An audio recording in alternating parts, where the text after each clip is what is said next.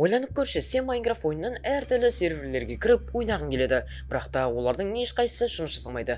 Кейсоқ бір сервердің жұмыс жасайтынын көрдің, және де оған кіріп қарадың. Серверде ешқандай тіршілік, тіпті ойыншылар жоқ. Сен сервердегі бір үйге кірдің, және де терезеден біреудің жүріп бара жатқан даусын естіп қалдың. Бірақ бұл қалай болуы мүмкін, егер де сен сервердегі жалғыз ойыншы болсаң? Дәл осы оқиғаны Эдвард атты ойыншы басынан өткізген болатын. Ол ескі серверге кіріп кетті, серверді терең зерттей бастады, және де басынан адам сенгісіз оқиғаны өткізді. Бәрін басынан бастайық. Сәлемдер, сіздермен бірге бұл меместер жас. Бүгінгі видеода мен сіздерге Майнкрафт ойындағы ең қорқынышты оқиғалардың бірін баяндап беретін боламын. Ал сіздер оған дейін арнаға тіркеліп видеоға аямай лайктарыңызды басып кетіңіздер. Егер де достар осы видеоға 1000 лайк жинап беретін болсаңыздар, мен осы оқиғаның екінші бөлімін шығаратын боламын. Ал ендеше бастайық. Барлығы Эдвард атты адамның Twitter парақшасындағы посттан басталған болатын. Мен әртүрлі серверлерді тексеріп көрдім. Кейсоқ бір сервер жұмыс жасайтын болып шықты. Сервер өте ескі, ешқандай тіршілік, ешқандай ойыншы жоқ. Алдағы уақытта тағы да фотосуреттер жариялаймын. Біз суретке мән беретін болсақ, жаңбырлы әлем. Шеттегі үйлер қатты ескіріп кеткен, және де бұл сурет бізге неше жылдан бері бұл серверге ешкім кірмегенін айқын дәлелдеп береді. Эдвард келесі постын салады. Ол жерде сервердің аты Фанар. Осы жерде осылай жазылып тұр. Бірақ неге ол қатты ескі көрінеді? Бұл серверді дұрыстап анықтауға тұрарлық па? Суретке мән беретін болсақ, тақтайшада сервердің ережелері жазылып тұрады. Және де мені мазалаған сұрақ, неге сервердің аты Фанар? Қазақшаға аударғанда шам. Менің тағы да байқаған затым, суреттегі белгісіз сілтеме. Егер де біз ол сілтемеге өтіп қарайтын болсақ, бізді 12 видео күтіп тұрады. Бұл Эдвардтың жариялаған 12 видеосы. Дәл осы 12 видеода Эдвард бізге сервердің шындығын ашуға соңына дейін күреседі. Алғашқы видео Эдвардтың бір үйге кіріп бара жатқаннан басталады. Әрине бұл басындағы Твиттерден көрген суретіміздегі үй. Эдвард терезеден бөлмеде тұрған белгісіз жазуы бар тақтайшаны көреді, және де көп ойланбай үйге кіреді. Тақтайшада бір ғана сөз тұрады. Неге?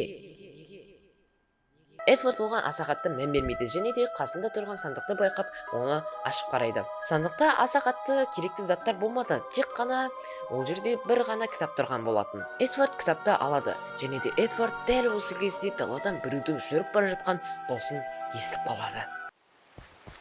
Қорққан Эдвард үйден қашып шығады, және де дәл осы кезде алғашқы видеомыз бітеді. Бізді көптеген сұрақтар мазалайды.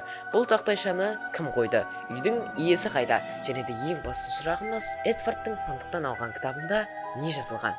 Дәл осы басты сұрағымыздың жауабын біз Эдвардтың келесі видеосында көреміз. Екінші видеода Эдвард тауға өрмелеп тастарды сындыра бастайды, және де ол чатқа сөздер жазып, бізге мән-жайды түсіндіреді. Мен өте алысқа қашып кеттім. Мен бұл қандай дауыстар екенін түсінбедім. Маған бұл кітапты ашып қарау керек.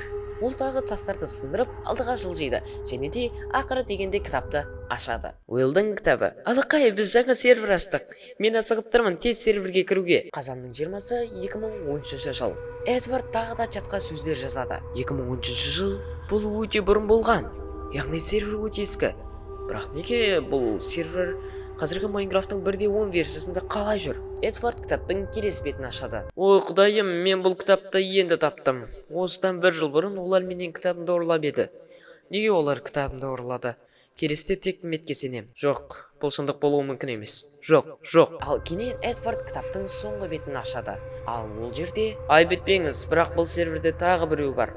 Мен мұны көтере алмаймын. Осы кезде Эдвардта ойын қата бастайды. Жалпы менің ойымша бұл Уилл атты баланың кітабы. Және де кітаптың алғашқы беттерінде Уилл достарына өзінің кітабын ұрлап кеткеніне ренжіп жүрді. Ал кітаптың соңғы беттеріндегі сөздерге мән берсек, өте қорқынышты, түсініксіз сөздер жазылған. Қорытындылай кетсек, сервер басында жақсы болған, ал кейіннен түсініксіз жағдайлар орын алған секілді. Эдвард тағы да кітаптың беттерін ашып қарай бастайды. Ал әрі қарай алыстан біреудің айқайлаған дауысы шығады.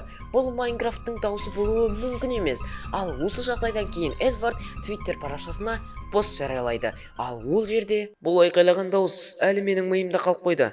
Бұл Майнкрафт модтарының дауыстары емес, бұл кәдімгі адамның айқайлаған дауысы. Білмеймін, ертең ойынға кірерім. Бұл дауыс Эдвардты қатты шошытты, бірақ та бұл серверге қайттан кіру дұрыс болар ма екен? Эдвард келесі видеоны жариялайды. Эдвард сервердегі бір үйге кіреді. Үйдің ішінде әртүрлі тақтайшаларды байқайды. Олардың әрқайсында әртүрлі есімдер жазылған. Эдвард екінші қабатқа көтеріледі және бөлмеден сандықтарды байқап біріншісін ашады. Кәдімгі сандық, кәдімгі заттар, ал екінші сандықта бос, ештеңе жоқ. Ал Эдвард үшінші сандықты ашқанда бір кітап тұрады. Эдвард кітапты алады және кітаптың ішіндегі сөздерді оқиды. Барлығымыз ойланып келістік, бізге бірдеңе жасау керек. Мен оған айттым, бұл жерде орны жоқ екен, ал бірақ ол тыңдамады. Бұл сөздердің мағынасын түсіну өте қиын, мән-жайды толық түсінбегенше. Эдвард кітапты сандыққа қайтадан салып қояды және далаға шығады, келесі үйлерді көру үшін. Эдвард бір үйге кіреді және қазылған ағаштың арасынан тақтайшаға жазылған сөздерді байқайды. Ол бұл жерге келді, мен оны түнде көрдім. Бұл сөздер Эдвардты қатты мазалады және ол қайтадан далаға шықты, ал ол жерде оны тақтайшаға жазылған сөз күтіп тұр еді. Эдвард сөздерді оқиды. Неге сен осындасың?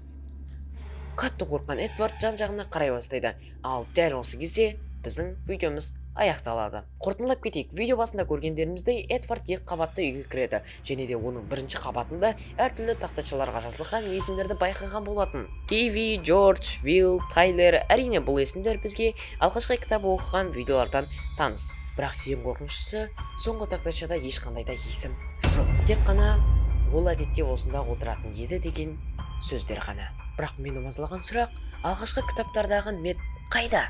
Әрине тақтайшалардың ішінде тек қана Мэттің есімі жазылмаған еді. Және тақтайшаның қасында Редстоун жатыр. Ал ең маңыздысы соңғы таққан тақтайшадағы неге сен осындасың деген сөздер бұрынғы ойыншыларға жазылмаған, яғни арналмаған. Бұл Эдвардқа арналған.